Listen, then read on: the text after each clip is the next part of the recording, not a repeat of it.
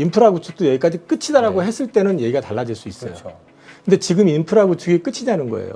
이제 깔고 있는 그렇죠. 단계잖아요. ESS 시장 같은 경우는 그 셀업체들이 AMPC를 100% 자기가 수출을 하는 거잖아요. 네.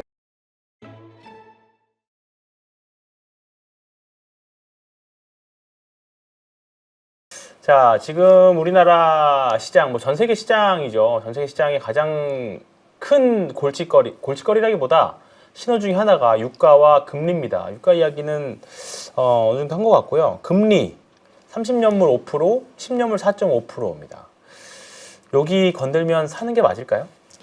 지금 이제 금리가 이렇게 자꾸 튀니까 금리 인상 가능성 얘기 나온다고 그렇죠. 자꾸 네. 하잖아요. 그게 지금 그렇죠. 네. 팀장님은 금리 인상할 것 같아요? 아니요. 저는 못할 거라고 네. 봅니다. 지금은 이게 금리를 인상할 요인이 아니라 오히려 금리를 낮춰야 될 수도 네. 있는 상황이거든요. 여기서 금리를 인상을 하게 될 경우에 당장에 불거질 수 있는 게 미국을 가지고 얘기하면 네. 미국이 지금 미국 그 부채 규모가 39조 달러인가 그렇죠. 그래요. 네. 연간 이자만 거의 그죠? 네. 여기서 이자 더 금리를 올렸을 때 감당이 가능하겠느냐 지금. 그렇죠. 그러니까 매번 돌려막기를 한다고 해도 한계가 있잖아요. 그거는. 그렇죠. 그러니까 그런 부분이 있을 수 있고 또 하나는 이게 문제가 터지게 되면 미국 시중은행들 멀쩡할까요? 그렇죠. 만만치 않을 거거든요. 뭐 각종 규제 다 풀어준다 어쩐다 하는데 당장에 이거 올라가기 시작하면 요즘 당장엔 문제 안 돼요. 만기가 아직 안 됐으니까 하는 사모신용 네. 그렇죠. 그죠? 네. 사모펀드 관련된 거? 네. 다 터질까 터지죠. 다 난리가 네. 나겠죠. 그러면 이런 것들도 생각을 해보고 지금 또 이게 올라가는 이유가 뭐냐를 놓고 생각을 해보면 저는 개인적으로 금리 인상이 아니고 국채 발행 증가 가능성 때문에 그런 것 같아요. 네. 그게 더 커 보입니다. 일단 당장에 전쟁하는데 이번에 또 몇백 조 달러 썼겠죠. 달라고 네. 했잖아요. 지금 네, 네, 네. 몇백 조 원이었나요? 네. 300조 원인가 달라고 했던 것 네. 같은데 한 번 전쟁하는데 엄청 순회했던. 근데 그것도 주게 되면 또 찍어야 되죠. 그렇죠. 또 기존의 걸 뭘로 했을까요? 전 그것도 좀 의심스럽거든요. 미국이 지금 적자에 허덕이고 있는데 그렇죠. 우리는 전쟁 비용으로 항상 요만큼 갖고 있어는 불가능한 얘기잖아요, 지금. 그러면 무기를 다 썼으면 또 그 채우는데도 엄청난 돈이 들어갈 거고. 어차피 그래서 저는 국채 발행 관련된 부분들 이슈 때문에 그래서 지금 사실 주목을 해보셔야 되는 게 오히려 지금 돈 달라고 그 의회에다 지금 요구해 놓은 상태잖아요. 네. 그게 어떻게 되는지가 되게 중요할 수도 있을 것 같아요. 개인적으로. 그리고 지금 트럼프는 어떻게 보면은 무기도 무기고 뭐 여러 가지 이유일 수도 있지만은 결국은 이것 때문에라도 어쩌면 근데 참 트럼프 입장도 지금 딜레마에 빠진 게 나 호르무즈 필요 없어라고 어저께도 얘기하고 나는 우리는 거기서 뭐 원유 같은 거 수입 안 하니까 상관없다고 얘기를 하는데 그렇게 해서 발 빼면 자기는 싹 빠져나가면 그 남아있는 그 중동 쪽 국가들이 그래도 미국밖에 없다라고 매달릴까요? 참 진퇴양난인 것 같아요. 그렇죠. 지금 상황 네. 자체는. 그래서 그 지금 이 부분에 있어가지고 트럼프가 취할 수 있는 방법이 뭘까? 그것도 진짜 생각은 잘 해봐야 될 것 같아요. 사실 우리가 주식쟁이가 생각할 수 있는 범위를 벗어난 것 같아요. 벗어났는데 네. 트럼프기 때문에 이제 트럼프 논리로 접근을 하면 내가 해군 다 박살내놨지, 네. 공군 작살내놨지, 네. 쟤네들 지금 무기 갖고 있다고 그래도 거의 다 내가 작살을 내놨거든. 네. 그럼 여기 내가 다 끝냈기 때문에 내가 이겼어라고 얘기를 하면서 나머지는 니네들이 관리하면서 중동에다가 무기를 팔아먹지는 않을까. 네. 실제로 무기 팔아먹는다고 그렇죠. 했단 말이에요. 네. 그럼 무기 팔아먹고 내가 이렇게 해서 여기다 또 무기 팔아먹었어. 팔아먹었다. 그리고 거기에 미군들을 네. 걔네들이 철수하라고 요구하면은 할 수도 있고 안 할 수도 있겠지만 네. 뭐 그런 건 안 받아주고 예를 들어가지고 이란이 요구하는 거 있잖아요.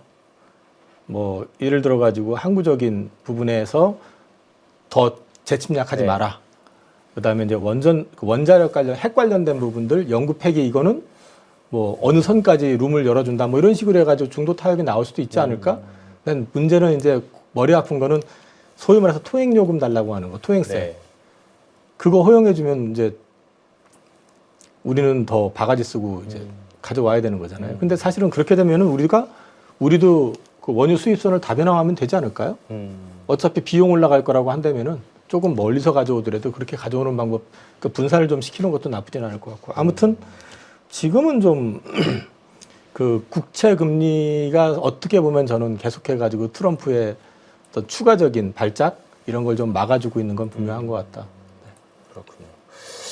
금리가 근데 여기서 잘못했다고 금리 인하하면 리세션 컷으로 비춰질까 봐. 금리 인하 못하죠. 네. 지금 인하도 못하고. 연준 인사들이 하자고 하겠어요. 그거 그렇죠. 물론. 지금 연준 의원들 전부 발언하는 거 보면 그 마이란인가 미란인가 그 사람 마이런 빼고는 인사. 네. 나머지는 다 동결인데 사실은. 동결입니다. 네. 그러니까 그거는 뭐 그렇게 쉽지 않은 얘기일 것 같고. 네. 알겠습니다. 현재 미국의 총 부채는 한화로 5경 정도 됩니다. 5경 2천조 원. 네. 감이 안 와요. 네. 사실 감이 안 오죠. 39 트릴리언 달러입니다. 이렇게 보시면 될 것 같고요. 이제 터보컨트 이슈 잠깐 얘기해 볼까요? 뭐 많이들 이제 아실 거예요. 결국은 총 수요가 늘어날 거다. 우리의 엣지 디바이스로 더 많이 들어올 거다. 그러면 전자 닉스가 사용량도 여전히 더 많이 늘어날 거다. 근데 뭐 이 논리는 저는 찬성하는 바입니다. 딥시크에서도 많이 겪었었고.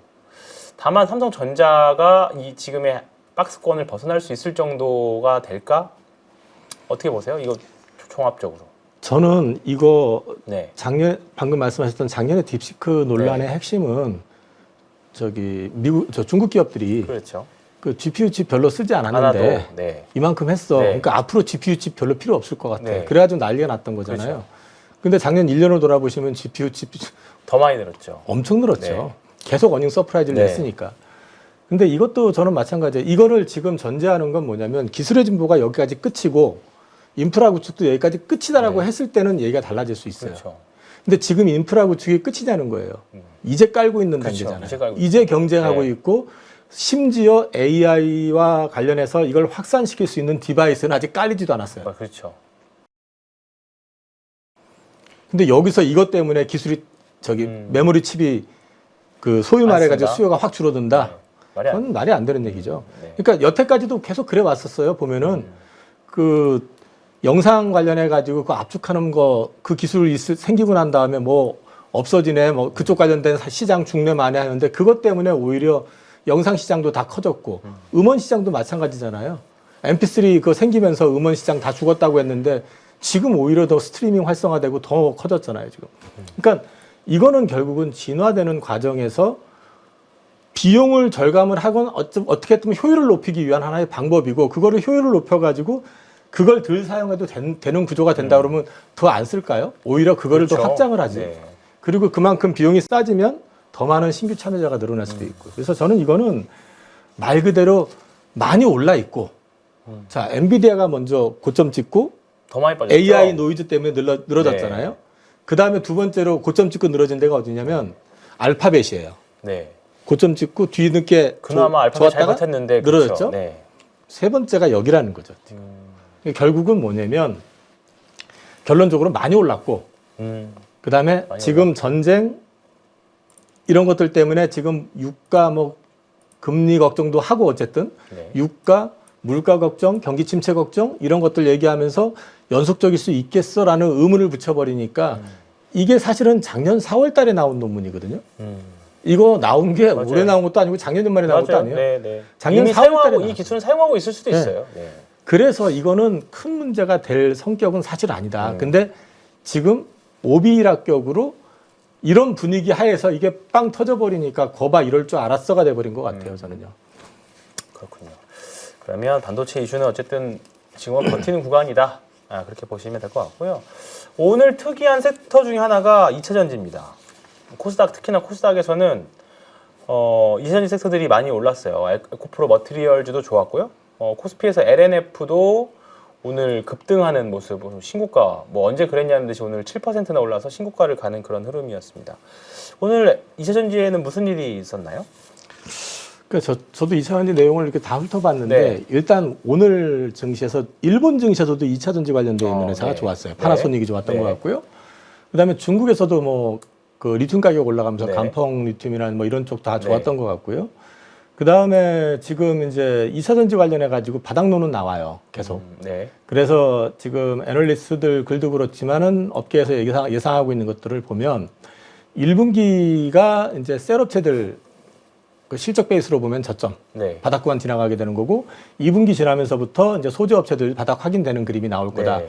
그리고 2분기 말 지나면서 이제 신차 출시와 관련되어 있는 구체적인 스케줄 일정들이 제시가 되는데 거기에서 이번에 계약을 하게 되면 옛날에는 지금 자동차 업체하고 계약했던 거 계약 취소돼도 거의 페널티가 없다 보니까 일방적으로 해지되는 네. 것들도 많았잖아요. 네. 뭐 그전에 보면은 계약이 연계가 돼 바인딩이래 가지고 뭐 그런데 사실 그 손실을 전액 부담하는 것도 아니고 일부만 부담하고 해지하는 경우들도 많았었기 때문에 그 데미지를 고스란히 2차전지 업체들이 이제 다 안았었는데 이번부터는 계약이 좀 바뀔 거라고 얘기하는 게 있더라고요. 그 다음에 또 한 가지는 아까 이제 실적 바닥에 대한 얘기를 나왔던 게 뭐냐면 그동안에는 2차 전지에서 보면은 이 전기차 성장만 쳐다봤었잖아요. 네. 그리고 사실은 ESS라고 하는 게 전기차 전체 캐파의 10%밖에 안 됐었기 때문에 네, 이게 그쵸. 좋다 해도 어차피 감당이 안 된다 그렇죠. 했는데 네. 이 시장이 확 올라오면서 지금 30%까지 올라왔다고 하더라고요. 그러니까 30%까지 올라와 버리니 이게 어느 정도 이제 수익성을 좀 커버해 줄 수 있고 특히 ESS 시장 같은 경우는 그 셀업체들이 AMPC를 100% 자기가 수출을 하는 거잖아요. 네. 자동차하고 할 때 전기차 같은 경우는 그걸 나눠가지고 하게 되고 그래가지고 좀 노이즈가 있었지만 이건 AMPC 수출을 전액 다 가져가기 때문에 고마진 사업이 돼버리니까 이게 수익성 개선에는 상당히 도움이 될 거다. 뭐 그런 거에다가 또 뭐 아까 LNF 말씀하셨지만 LNF 같은 경우는 이제 LFP ESS 양으로 해가지고 이제 배터리용 양극재 1조 6천억인가요? SDI하고 계약한 거. 근데 그게 전체 캐파의 한 63% 내외 정도 된다고 하는데 추가 수주가 있을 것 같다고 하면서 실적 개선에 대한 기대감 이런 것들이 같이 맞물려 가지고 좀 올라가고 하니까 전체적으로 오늘 왜 2차 전지가 올랐냐면 앞서 말씀드린 것처럼 일단 일본, 중국 쪽에서 그쪽이 좀 괜찮았고요. 두 번째는 여기도 지금 굉장히 많이 빠져 있는데 수급으로 보면 여기가 찬집은 아니에요. 그렇죠. 네, 찬집은 아니었었고 이슈가 나와서 주도주가 네. 생겨버리니까 에코프로 그룹도 가만히 있다 갑자기 플러스 그렇죠. 돌아서기 그렇죠. 시작했고요. 그러면서 주가가 올랐던 측면도 분명히 좀 있는 것 같고 휴머노이드 관련된 쪽에서 오늘도 가만히 보시면 그 레인보우 로보틱스가 되게 안 좋았다가 갑자기 갑자기 오들어와가지고 올라왔네요. 돌아서서 플러스도 잠깐 났었던 것 같은데 네. 제가 봤을 때는 플러스로 끝났습니다. 아 그래요? 네. 근데 그게 돌아서고 하니까 그쪽이 돌아서게 되면 또 전고체 배터리 관련된 부분들 같이 맞물렸던 것 같습니다. 오늘 화장품 섹터 쪽도 좀 좋았었고 2차전지 섹터 쪽도 좋았어서 특히 이제 이쪽에 코스닥 비중이 좀 높다 보니까 코스닥이 상대적으로 좋은 모습들을 좀 보여준 것 같습니다. 다음 주 이번 주에는 사실 삼성전자 하이닉스 쉬다 보니까 종목들이 좀 살아나는 흐름이 좀 있었어요, 확실히. 다음 주도 조금은 주말간에 별 일이 없다라고 하면 다음 주 초는 어떻게 될 걸로 예상을 하고 계십니까? 예, 또 희망회로를 굴려야 희망회로. 되는데 지금 희망회로가 필요한 때입니다. 우선 반도체와 관련된 부분들 노이즈가 좀 잦아들면은 조금 네. 더 여력이 있지 않을까? 일단 네. 18만 원대를 좀 터치해가지고 끝이 났던 것 같은데 삼성전자 기준으로요. 네. 근데 사실은 또 상단은 또 막힐 거란 말이에요. 네.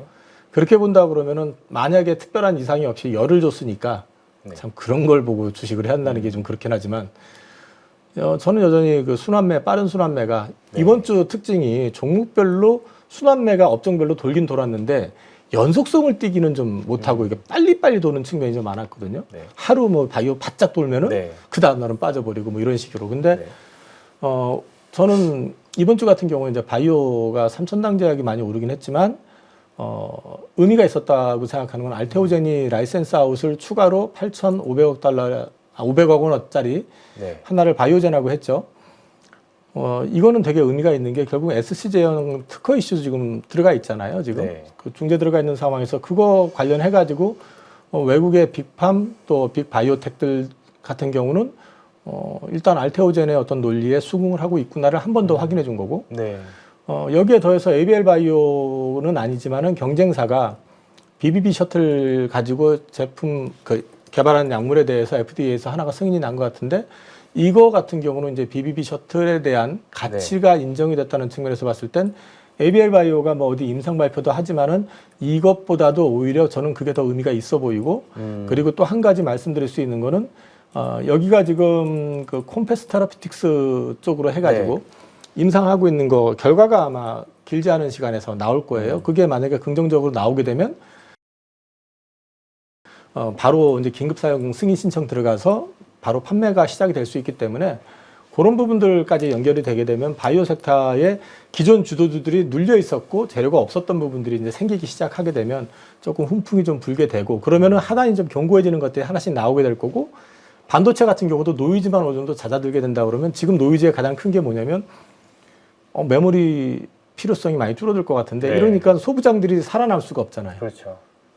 근데 그거 아닌데 라고 하면 다시 이제 이쪽에 또 돌 수 있잖아요. 그렇죠, 그럼 그렇죠. 이런 부분들이 결국은 다시 한번 업종별, 종목별 순환매를 한 번 더 불러줄 수 있는 기회는 나올 것 같습니다. 언제까지 종목장이 좀 될까요?